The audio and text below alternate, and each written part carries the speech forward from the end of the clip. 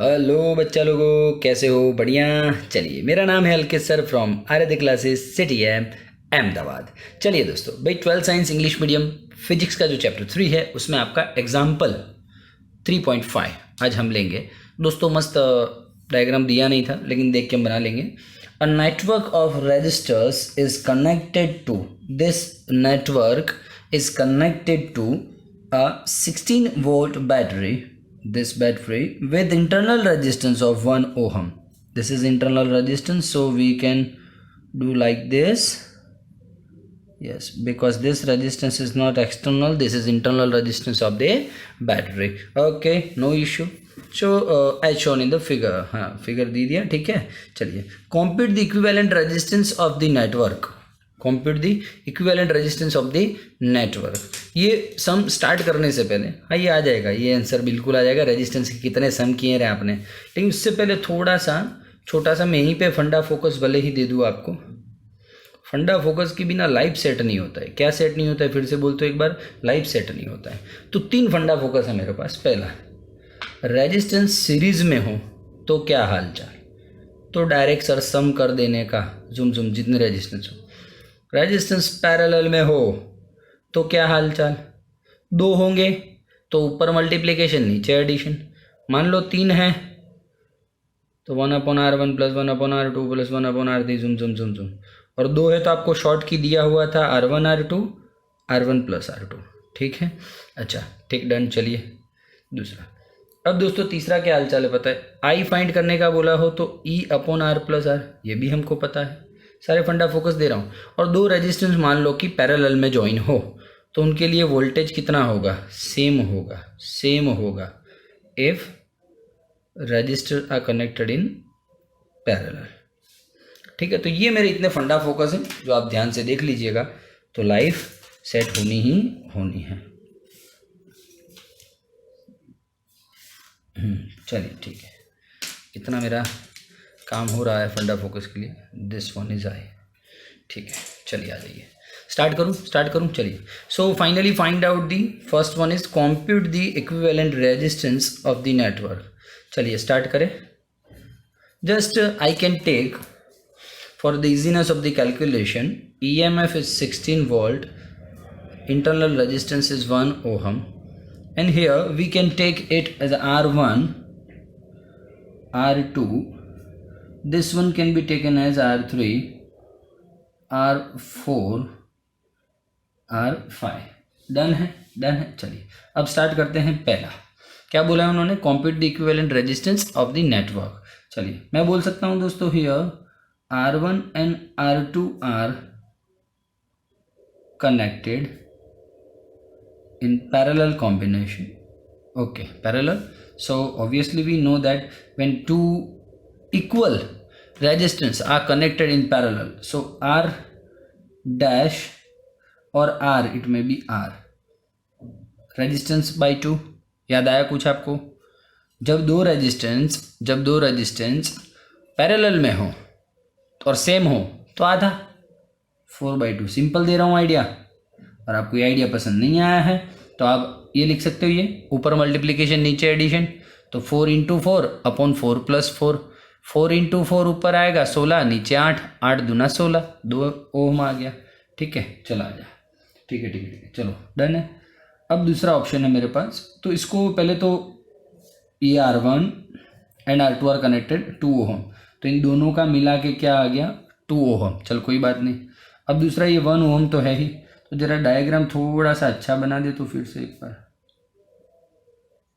जुपाक, ठीक है। ये इसका कितना हो गया?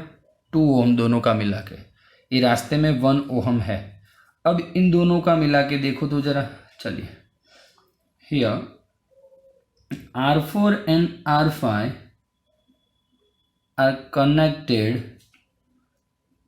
पैरेलली। चलो ठीक है, दोनों पैरेलल कनेक्टेड है, R4 and R5, ठीक है बिल्कुल। हाँ तो बोलिए, पैरेलली कनेक्टेड होते हैं तो आपको बताया हुआ मैंने, R dash is equals to ऊपर मल्टीप्लिकेशन नीचे एडिशन। मल्टीप्लिकेशन में 12 छंग और 12 और +6, 12 × 6 / 18, 6 3 = 3 4 मतलब 4 ओम। तो ये जो नया इक्विवेलेंट आया वो 4 ओहम आया।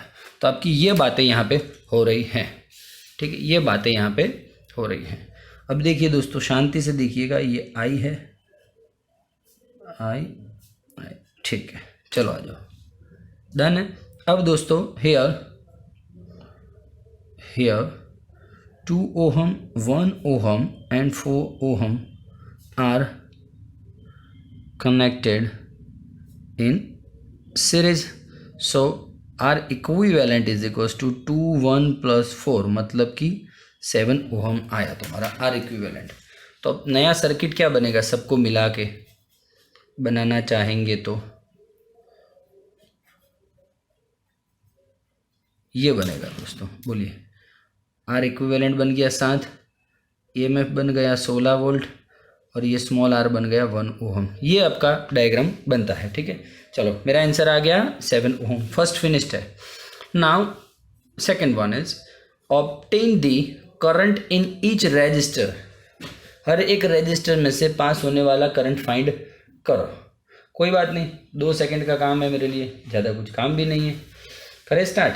चलो पहले तो हर एक रेजिस्टेंस में से पास होने वाला मुझे करंट फाइंड करना है, हर एक रेजिस्टेंस में से। ये R1 में से कितना गया, R2 में से कितना गया, R3 में से कितना गया, R4 में से, R5 में से, हर एक में से करंट कितना पास हो रहा है। तो उसके लिए मुझे पहले ये करंट निकला कितना वो तो फाइंड कर लो। तो चलो करंट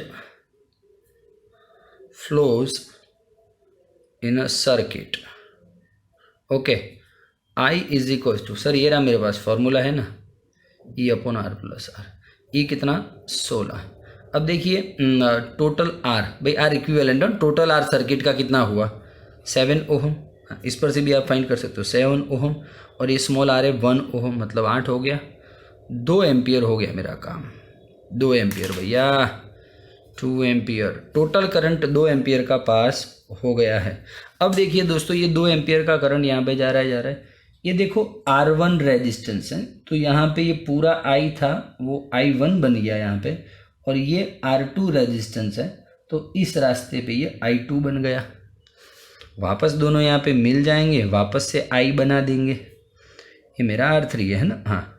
फिर आगे आएगा I ही आएगा, I इस रास्ते पे जाएगा, ये R4 है तो यहाँ पे I4 हो जाएगा, ये R5 है तो इस रास्ते पे I5 हो जाएगा, कुछ भी नाम दे सकते हैं ना, ठीक है। चलिए स्टार्ट करें। तो हर एक रेजिस्टेंस में से पास होने वाला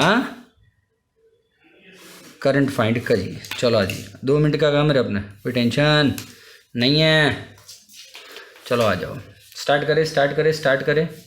चलो फिर से R1 and R2 are parallelly connected, are in parallel connection, दोनों पैरेलल कनेक्शन में होते हो। भैया मैंने बोला रेजिस्टेंस पैरेलल कनेक्शन में हो तो वोल्टेज सेम होता है, तो voltage I1 R1, I2 R2, I1 into R1 कितना 4, I2, R2 कितना 4 gone, I1 is equals to I2। It is clear? Okay दोस्तों, I1 यहाँ पे गया, I2 यहाँ पे गया, टोटल था क्या वो I।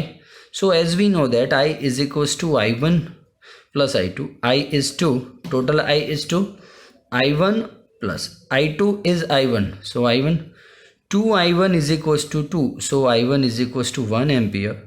Now I1 is 1 ampere, so I2 is also 1 ampere. So these are the current passing, these are the value of the current passing through the resistance R1 and R2 respectively. How's that? Clear है? बहुत गर्मी लग रही है दोस्तों, बिल्कुल। AC चालू नहीं कर सकते, एसी का आवाज़ आएगा फिर अंदर वीडियो में। चलो कोई बात नहीं, चलिए अब क्या करेंगे बोलिए।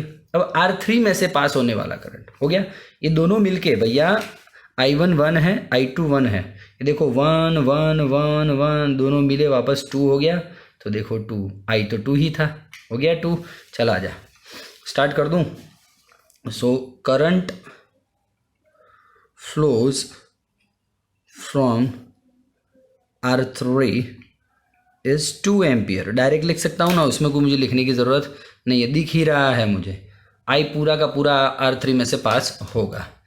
नया क्या है, नया ये है सर, अब ये करंट जो I है वो आगे जाके डिवाइड हो गया, कुछ भी नाम दे सकता है ना तो इसको I1 I2 I3 I4 जो नाम देना। R4 रेजिस्टेंस था तो इसको I4 दे दिया, R5 रेजिस्टेंस था तो इसको I5 दे दिया। चलो अब दोनों डिवाइड हो रहे हैं। सो दोस्तों here R4 and R5 are parallelly connected.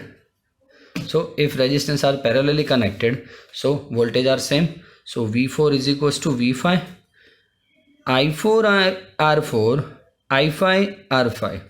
I4 I don't know, R4 exactly 12 ohm, I5 I don't know, but R5 is 6 ohm, 6 2s are 12. So I5 is equals to 2I4. Is that clear? Okay sir, thank you. दोस्तों ये आपको पता है ये I है वो क्या है, I is basically I4 plus I5. Here I4 plus I5. So 2 ampere I4 plus I5 मतलब 2I4. I4 2I4 3I4 is equals to 2. How's that? हाँ भाई 3 4 मार्क्स में सम पूछते करने पड़ेंगे। I4 आ गया। Now from this equation we can keep I4 in that. So I5 becomes 4/3 ampere. Done है। चलिए ठीक है, हो गया। सारे में से पास होने वाला करंट आ गया। बोलो कहाँ तकलीफ है, मुझे बोल दे। कुछ तकलीफ हो तो चल बोल, अभी के अभी बोल मुझे।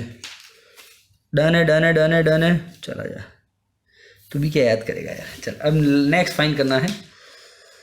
बी वाला क्लियर हो गया, बी पोर्शन क्लियर होगा। यहाँ पे ये पोर्शन क्लियर, ए हो गया, बी हो गया।